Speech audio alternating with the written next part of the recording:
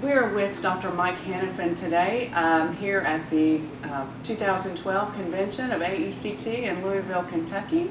And thank you, Mike, for joining us for the History Makers interview. Sure. So what we'll first do to get started is to have you tell us a little bit about yourself, where you're working now, and what kind of work you're doing currently.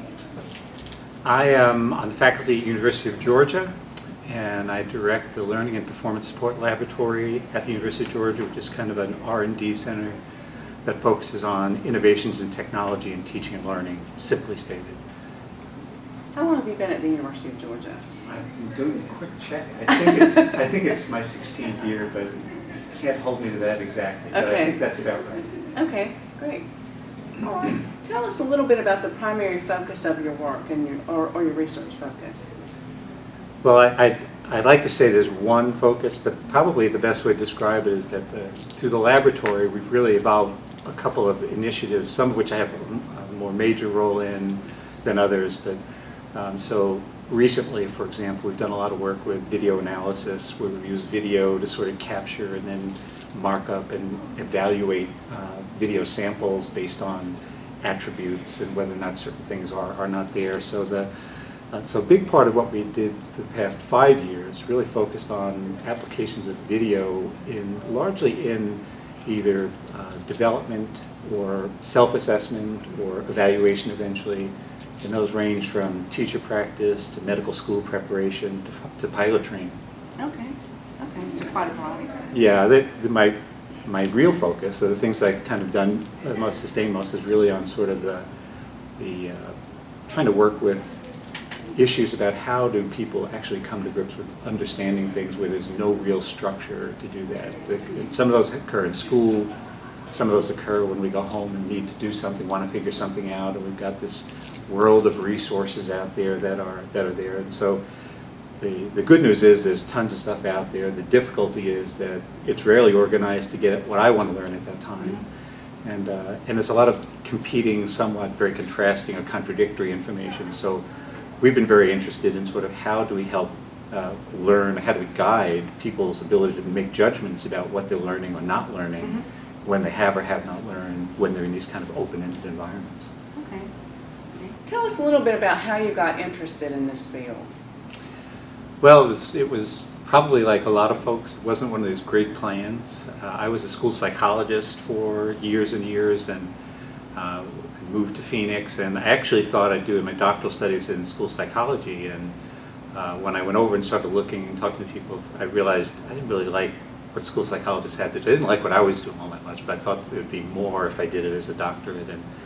But when I was there, I got to know a couple of people from what was I can't remember, I think it's the educational technology program, particularly Howard Sullivan, Norm Higgins, and some others. And so as I started to describe what I was interested in, which was really more about the idea of how do we support learning and so forth there, I spent more time talking with them, and that's really where I began to see more possibilities for what I was doing. So I had a background in psychology. It was a psychology major, school psychology. So my interest really was in this notion of the relationship of that to teaching and learning, and so that's how I ended up in what was the educational technology program at the time. Okay, seems like a good fit. Okay, so along those lines, starting back with your graduate time at Arizona State, can you describe your career path? Take us from grad school on. I can do it now, but if you asked me then what I'd be doing now, I'd have no idea. I think probably like certainly the students that I've worked with and many I've known, my initial work was really influenced heavily by the folks I was working with at ASU, kind of the issues they were interested in. So I became a part of some of the work they were doing and kind of learned the ropes to some extent around that, and did my dissertation work actually in visual learning and so forth there, which I've always had an interest in. And so the idea of sort of picking up and growing from there became this. That was really my first several things I did focused on that. It was really the transition from that was sort of a combination of life events and just sort of saying, wow, that's different. And truthfully, probably the most important thing was having a family and seeing kids growing up and realizing that a lot of learning involved a bunch of things that had nothing to do with instruction. You know, kids learn stuff spontaneously. They invent, they do things, and I was working in schools at the time, and it seemed to me there was a huge mismatch between what instruction was for in terms of directing learning in school and really what learning was for kids. And it's sort of disappointing in seeing how a lot of that kind of interest and ingenuity sort of starts to wane for young kids, and of course that's one of the big chronic problems, is that the kids come in all kinds of excited, and over a number of years they kind of lose some of that interest. So yeah, that was a lot of it was really sort of recognizing that I was more interested in getting at the question of, well, how do people learn? Not so much how do we instruct them, which I think is useful. But if we were interested in how people learn and how we ultimately think about ways of helping people learn what they're trying to learn, then that's kind of how I migrated over time towards saying, well, I got more interested in, okay, well, some of that has to do with how do we support them. And the psychologists call that scaffolding, and some of it had to do with things like resources, like encyclopedias, things on the web. And so over time, as sort of things began to emerge, the technology emerged and so forth, a number of the things, the components of the initial interest began to sort of take some different forms. And that's kind of where I'm focusing now, is sort of, well, we're in this kind of open-ended digital world, and some of that we try to work with in schools, but a lot of it we don't. And even the stuff we work in the schools, a lot of what goes on has nothing to do with that. It has to do with what are people doing with the information that's outside that school. So that's kind of where I got to where I am now. Okay. So you worked in the schools for a little while, and then where did you work after you left the K-12 school system? The first position I took was at the University of Colorado. Not a bad place to live. Great place, really, and a great opportunity to kind of get started, and had lots of really good support. And that was sort of where we transitioned from having a young child to having a second child, and the whole process started over again. And then I moved to Penn State, and I was at Penn State for I think 5 years, and from there to Florida State, and I think I was there for 6 years, and then currently at Georgia. Okay, where you've been ever since. So far, that's right. Okay. All right. How would you describe your research interests and aspirations when you first started your career, and how did they change over time? And you've talked about that a little bit, but would you like to elaborate? Yeah, I mean, the first thing probably is important is that I had no idea to ever be in higher education. In fact, I started I started out, the reason I got into what I got into with the kids and stuff was children's television workshop. I watched my son at that point, fascinated with all the stuff and just how it engaged him and stuff. So when I originally went back, I was targeting, children's television workshop or children's television and so forth as really what I thought was there. Through this sort of contacts and interactions and opportunities really that were generated through this contact at ASU and my advisor and work there, I was kind of introduced to a whole world that I just never saw. I mean, obviously you're a student, you see it, but you don't really see yourself there. And the more I got involved in the activities there, the more, first of all, I liked it. And, I found I could do something there. And it was one of those kind of happenstance things, kind of like, I was finishing up, and suddenly the question was, well, gee, there's these positions here and there, would you like that? And I said, well, sure, but that was not me. But it turned out it did. It was me. So I enjoyed that. And so I started up very much with this children's television workshop part, with kid learning, and then the rest, as I kind of described before, really sort of unfolded over a period of years, starting with some early kind of formative views about, well, how do we use pictures and learning and so forth there, but kind of transitioning, I think, which is fairly typical, it's sort of a combination of life events and stuff that goes on in the field, and suddenly you say, what, I'm more interested and I need to figure out how to do that. But it's never been kind of an abrupt change where I woke up one day and said, oh, the light is different now. It's always been sort of an emergence and a kind of a shifting further and further away from where I thought I was initially. Thanks. All right. What were some of the major ideas or approaches that stimulated your professional growth? Well, I think part of it is they're people, first of all. I think I've always sort of looked at people who've done interesting things in the areas I'm in and saying, that's interesting. And how did they get to that idea? So it obviously there's some, if you look at the areas I work in now and you say, well, there are people like John Bransford's work and some of my advisors' work and some of my students' work who's going to do things. There's a whole set of things that sort of begin to sort of give you other ways of thinking about what you did before. Bransford's work was particularly important because in part he has a strong psychological, cognitive sort of background, and before he got interested in learning technology per se, he was doing world-class research and theory in the cognitive psych arena. So I think part of it was saying there's a way to root yourself or ground yourself in how you view these things that must be fundamentally important. So it was less a matter of trying to find an area and say, okay, I need to develop expertise here, as much as it was saying, well, the people who seem to be doing good stuff now or at that point in time, they didn't start there. They built it over a period of time with a succession of experiences, life experience. So I began to look at it and say, well, actually, core, I need to kind of build a strong core in terms of what I think learning is about. And I continue to refine that. But I think part of it is to say, if I'm going to look at learning and technology specifically, which ultimately is what I do, I think it becomes really critical for me to say, it isn't just about the technology, and it isn't just learning from a theory point of view. It really is sort of this intersection between those and how people interact with it in a way that involves learning, whether it's their own learning, self-directed learning, whether it's learning that might be school-based or formal learning.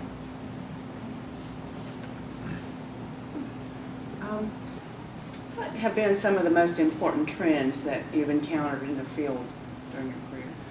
Well, at the time I entered the field, it was all about behaviorism. It was all about directed learning. It was all about sort of classic systems ISD models, where there's sort of a kind of a pretty well prescribed, orchestrated way to sort of think about that, which I think I certainly adopted and endorsed and still use a lot of now.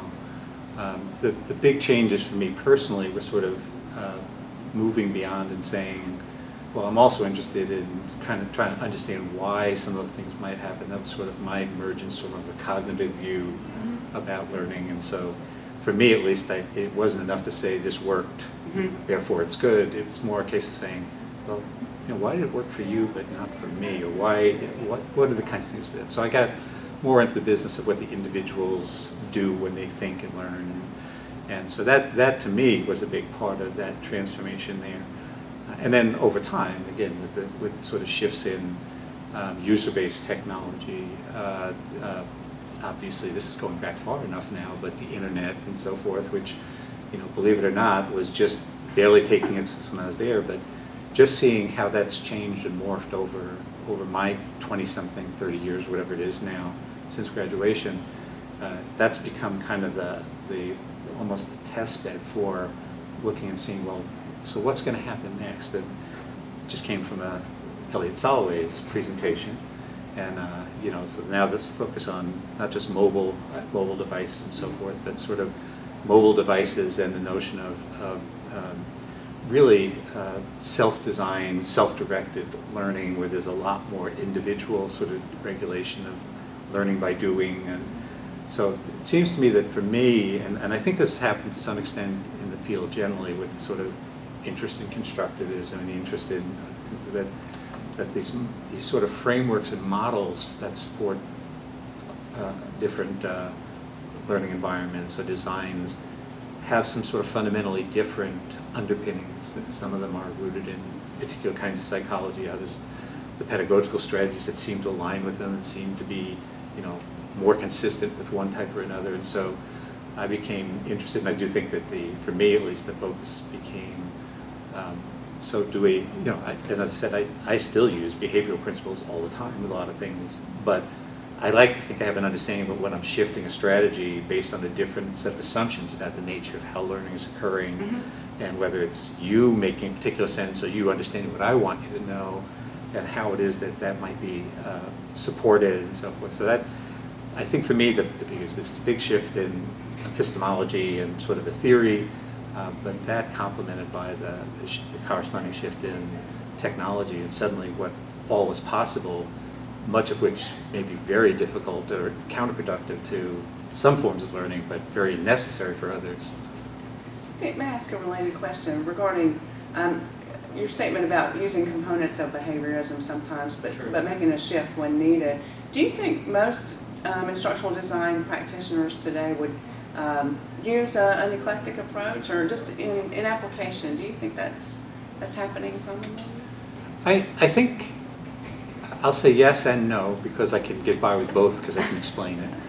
I think most people are pragmatic in terms of saying there's some things that what I'm not as convinced of is that the strategies that are adopted differently are made consciously with regard to saying, is this really supporting your thinking? Is this really related to your understanding versus the other? So I think there's a tendency to sort of describe some things that we do with whatever the popular terminology is, whether it's constructivism, whatever it happens to be, self-centered learning, uses something. There's a lot of terms that I think are meant very differently. So I do think people, for the most part, are pragmatic, but in some of the discussions and some of the debates I've gotten into with other folks in the area, I think there's one side of the field that says, wait a second, there's a right way to do this, and this is it.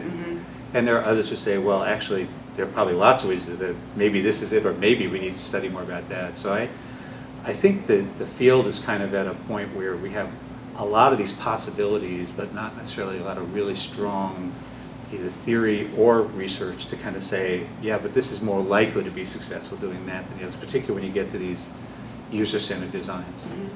Okay, thanks. All right. Who are some of the people who have had the most impact on your professional growth, and how did they affect you? Well, I already mentioned Howard Sullivan. I mean, he's still my number one mentor, probably the closest sort of long-term. He's retired, but I just saw him a week and a half ago. So part of it is sort of, keeping touch with the sense about, somebody who sort of had a big role in sort of helping me think through. But what I've picked up from Howard more than anything is sort of that notion that I think most of Howard's graduates, if you ask them to do the same thing, they all feel this commitment to saying it isn't just about their work and so forth there, and it isn't just about thanking Howard and bowing, but they take very, very great interest, sustained interest in their current and recent graduate students. The idea is to see sort of nurturing generations of people who hopefully will have some influence on the field overall. So I actually, as I said, I probably learn a whole lot more from my students than they ever learn from me. Excuse me. But I think that for me, I get probably at least as much satisfaction out of seeing how they're able to impact their students, their field, and so forth, their institutions. And the good news for everybody, I think, is that they're really not bringing my points of view, and sort of it's not a matter of sort of spreading my word. I think it's a matter of sort of getting a sense about what is their responsibility for sort of thinking about the field of inquiry, and how do they lead people in, and how do they guide. That seems to me to be a more systemic view rather than saying, are people 10 years or 20 years or 50 years from now going to be thinking like I thought, or are they going to be thinking things that sort of because they're really engaged in ideas that cause them to have to think about those in different ways. So, yeah, I mean, I've got Bransford, I've got some of these others that clearly folks that influence my thinking, but I think for me the commitment is really more about what is this sort of lineage of people who really have a commitment to sort of saying there's a way to kind of make a difference here. One is by me publishing a million things on my own. One is by consulting and making $1 million on my own. Another is by kind of cultivating generations of people who would hopefully have the same kind of commitment. That's a part I think becomes really, if there's a legacy, I think that's kind of where I think Howard's legacy is clearly there. I think me and several of his graduates would probably feel the same way. May I ask you another question that's not on here? Sure. It'll be an easy one for you to answer. What have been some of the highlights of your career so far? Highlights? Well, I don't want to keep harping on this, but again, sort of like the paternal side of years in academics, you really do have maybe maybe an unusual, maybe a pathological pride in the sort of children you sort of bring out and their successes and their accomplishments and so forth there. So it's not so much that it's sort of a highlight in terms of, oh, this was the point at which I got this award or that. And you know, the truth is a lot of the things that I do, that other people do, may get a lot of attention at any given point in time, but the light dims. It's not so much the idea isn't, it's that it's designed to sort of hopefully get people to think about things, not necessarily to say, okay, we now have a new gospel to follow here. And so I think part of the idea of kind of, you know, the kind of contribution you make really, I think, has more to do with, again, at least in my case, who are the minds, or what are the kind of minds, or what kind of thinking of people who are going out? Are they the kind of person who is likely to kind of have a commitment to not just themselves, but their students, their colleagues? Are they commitment to a field? Do they see themselves as shaping a future of a field, or are they really mainly to kind of you know, get a degree and get a job, which is perfectly honorable in its own right. But again, I think for my part, I try to find students who really see themselves as saying, no, I really, this is a field I think I belong in and I can make a difference in. So the highlight for me is literally going back through, and we do have a lineage of basically everybody I've had from Colorado up through now, not only, you know, where they are, what they're doing, who their graduates were, who their graduates were. So we have a sense about what that sort of network of impact is, and to the extent that they then impart some of the same goals that Howard imparted with me, then I think you have a little bit better sense about, well, it isn't really just about you. It's really more about, you know, what is the sort of net effect of that kind of thing based on human capital at that point. Thanks. Your response may be similar here, but how would you like to be remembered within the profession? Well, I think that's probably pretty consistent with it. I think it's, as I said, I look at some of the stuff that I've written and published over the years, and I'll even have queries on some stuff that's written 20, 30 years ago. And part of my reaction says, I can't believe I did that. You know, it's like, you know, that couldn't possibly be. And so you become pretty, sort of like, you have the retrospective benefit of looking back and saying, well, it seemed like a good idea at the time, or it seemed like it did at the time.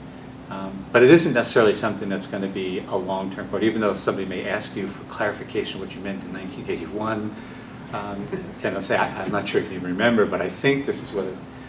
But I do think this notion of seeing things really as evolutionary, as seeing things as emergent rather than fixed, seems to me to be the thing that hopefully will come in. And again, part of it is the ideas themselves. I think some of it is, yeah, it's great. It doesn't have to be my idea at the end, but I'd like to see at some point some of these things influence how other people thought about whatever it is, even if they reject the stuff we've been doing and saying, here's some good reason why.